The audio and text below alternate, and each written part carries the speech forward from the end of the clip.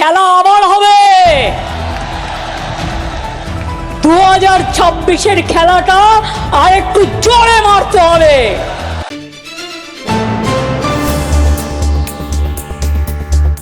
Indoor stadium থেকে রাজ্যের voter তালিকা নিয়ে তোপ দাগেন তৃণমূল সুপ্রিমো। 26-এর ভোটে এই বিষয়ে নতুন খেলা হবে বলেও মন্তব্য করেন তিনি। শুধু তাই নয়, দলের বিধায়ক মন্ত্রীদের এই বিষয়টি গুরুত্ব সহকারে দেখতে বলেন। খেলা আবার হবে। 2026-এর খেলাটা আর একটু জোরে মারতে হবে, বল জোরে মারতে হবে, ক্রিকেট বলটাও জোরে মারতে হবে, ফুটবলটাও জোরে মারতে হবে, আর চুকিটকিট খেলাও হবে, সুইমিংও হবে, সবকিছু হবে। প্রথম কাজ হচ্ছে নাম্বার 1 ভোটার লিস্ট। এটা বুথের কর্মীদের করতে হবে। জেলা সভাপতিরা ইমিডিয়েট দায়িত্ব নিয়ে বুথের কর্মীদের নামান। দলনেত্রীর নির্দেশের পরপরই কাজে লেগে পড়েন তৃণমূল নেতাকর্মী, কাউন্সিলর, বিধায়ক, মন্ত্রীরা। ভবানীপুরে বাড়ি বাড়ি গিয়ে ভোটার তালিকা মিলিয়ে দেখেন মেয়র তথা মন্ত্রী ফিরহাদ হাকিম। হঠাৎ ওই একই এপিক কার্ড, একই বুথ নাম্বার নিয়ে আরেকজন চলে এলেন গুজরাট থেকে। তখন দুজনেরই হয় ভোট বন্ধ হবে কিংবা টেন্ডার পোলিং করাতে হবে। সুতরাং ভোটের সময় এগুলো নিয়ে সমস্যা হবে, যারা অরিজিনাল ভোটার তারা ভোট দিতে পারবে না। সেই জন্য এটা আমাদের নেত্রী ঠিকই করেছেন, আগের থেকে আমাদের প্রস্তুতিটা নিয়ে রাখবো।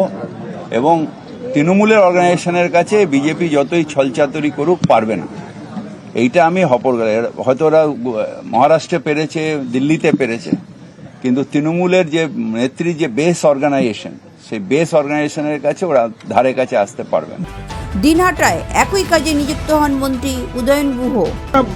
যখন অভিযোগ এসছে আর দেখা গেছে যে মহারাষ্ট্র এবং দিল্লিতে ভোটার লিস্টে জল ঢুকিয়ে দিয়ে সেখানে যারা শাসক ছিল তাদেরকে হারানো হয়েছে বা বিজেপি সেখানে ক্ষমতায় এসছে, আমরা এখানে 1 ইঞ্চি জায়গা কোনো অবস্থাতে ছাড়ব না, যাতে একেবারে ভোটার লিস্ট তৈরি করার থেকে শুরু করে ভোট গণনা পর্যন্ত কোনো রকম সমস্যা যাতে কেউ তৈরি করতে না পারে, কোনো রকম জল যাতে কেউ না মেশাতে পারে, সেটাকে লক্ষ্য রেখে আমরা কাজ করে যাচ্ছি এবং ভোট পর্যন্ত এটা চলবে।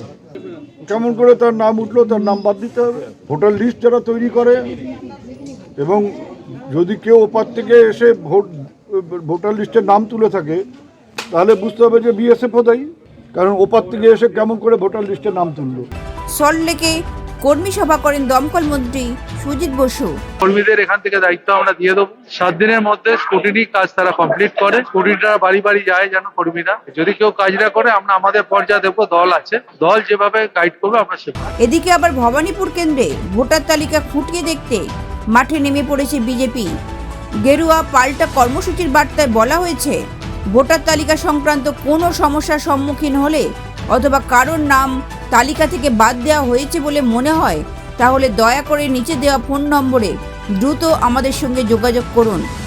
দক্ষিণ কলকাতা বিজেপির তরফে বার্তাটি সর্বস্তরের নেতাকর্মীদের পাঠিয়েছেন জেলা বিজেপি সাধারণ সম্পাদক ইন্দ্রজিৎ খটিক। সঙ্গে দিয়েছেন নিজের ফোন নম্বরও। একই এপিক নম্বরে একাধিক ভোটার থাকলেই ভুয়ো নয় জানিয়ে দিয়েছে নির্বাচন কমিশন। তবে কি সবথেকে মজার খেলাটা নির্বাচন কমিশনই খেলে দিল? উত্তর লুকিয়ে ভবিষ্যতে। ব্যুরো রিপোর্ট, লটারি সংবাদ।